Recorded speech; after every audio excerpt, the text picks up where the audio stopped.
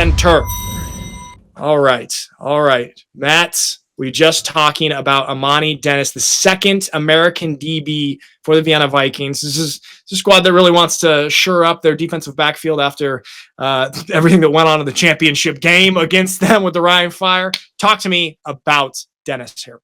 Love this signing. I know I've said that about basically every signing so far in Science Center, but I really do like this one. It's USFL. He's got CFL experience. He's just come from Toronto. And Philadelphia Stars sending another player our way towards Europe. They love sending him over, but he's hyper aggressive. I know I say that a lot as well with these DBs, but it seems like us in Europe, we like these DBs that go after the ball, and he is certainly that. He has return ability as well. He's also aggressive on special teams, so expect to see him maybe. I'm just going to throw an early one in there in the Special Teams Player of the Year award if you can get a few blocks or a few kicks. Nick's just gone black, so I'll carry on going while I'm at here. But I like Dennis a lot. I think that he adds a lot of aggressive nature and a great ball playing ability to that second slot for them at the cornerback, or maybe even safety. Might dabble in both. Do we have the second one for Chris Voumbo? Well, carry on, Maxie, if we got that one up. Oh, don't worry, we're all good. Hey, Matt, sorry, you were doing such a good job with the signing center. I felt like I'd just take a break. That's fair enough. Do we move on there to Chris Voumbo with the Paris? Yeah, you're gonna have to rewatch the relive, which you can watch on obviously on YouTube and watch wherever you want. But Chris Voumbo, very powerful runner, came in after a couple seasons where he didn't do a crazy amount of production. Running backs get injured, he jumps in, which is a good metaphor because he hurdles everyone that he can. And he has a really good season towards the end of the year. Had over just a shade under 500 yards. Great bag of moves, very physical. Kind of like a Glenn Tonga-esque running style. You can see him there, putting on spin, stiff arms, hurdles. Anything you need, Chris has got. I like the sign a lot. You think about his speed. I mean, he does have like that kind of Glenn Tonga bag of moves, but his speed doesn't blow me away. Yeah, I don't think he's running a 4.5 anytime soon, but I think that he has enough speed to get you 4 or 5 yards consistently, but I don't think he has the break through the secondary and tertiary lines to get through like 50, 60 yards, but you never know. He might be working on the offseason. He's an explosive athlete. But this is the thing. We're not really asking running backs to do that, especially in today's day and age. Like, we don't need running backs to be bursting off 60-yard. We don't want tiny little running backs bursting off 60-yard runs. We don't need that. So just get us that solid 8 yards, which is what Chris Voumbo does. All right, moving. So we're staying in the Western Conference, okay?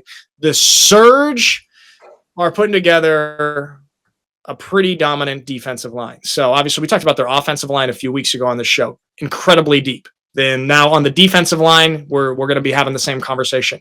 They have plucked Bernd Grube and Robert Lachman from the Raiders T-Roll and have also re-signed Chris Mulumba. And the thing about Lachman and Grube is they have played together for multiple seasons, Matt, as we have talked about, and they will reunite once again with the Stuttgart Surge.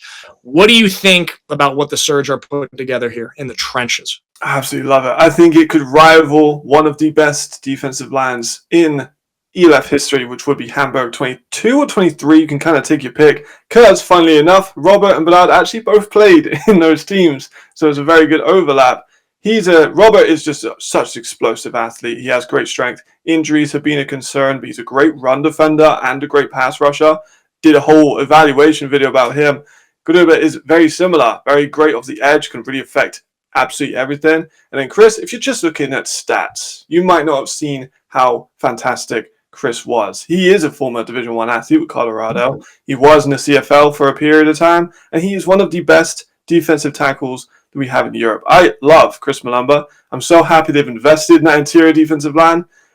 I think this could be, you add in the depth they have, it's too much, I love all these guys that go on for years, me. But this could be one of the best defensive lines, if not the best defensive line in ELF history.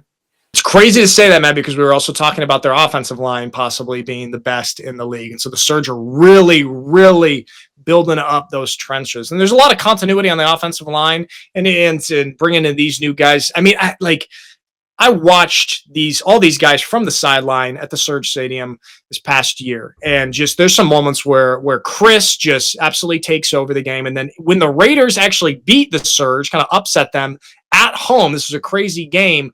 Both Lachman and Grube were making a huge difference there. And Coach Jordan Newman and that staff was like, all right, we're going to grab him for us. And they've done it. All right, last one in the signing center.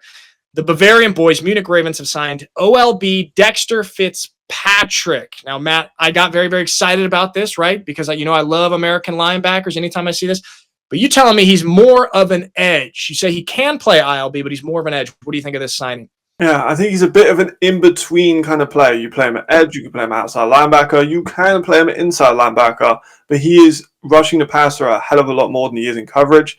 But not to say that he can't, because sometimes you see him sit in these zones and he has that burst to close ability to close distance between running backs and receivers that is truly elite. Honestly, he has an amazing burst, which is absolutely outstanding. He's a good pass rusher. He doesn't have the most length in his frame, so you're not going to see him long arm and tackles into these crazy bend situations. But I think that he can offer a lot. And being an in-betweener is not a bad or derogatory thing. You can play outside linebacker, you can play inside linebacker, you can play off the edge, you can be blitzing, you can be in coverage. This is a great weapon to have for that defense. Munich, historically, have been invested in American linebackers. They've done it the last couple of years with people like Amani Black. So we'll see how this one goes for them, but I think it could be an interesting piece. Yeah, see what Coach Kendall Ellison is dialing up down there. I mean, we're going to talk a little bit more about Munich in our final segments because their offense is looking a lot different.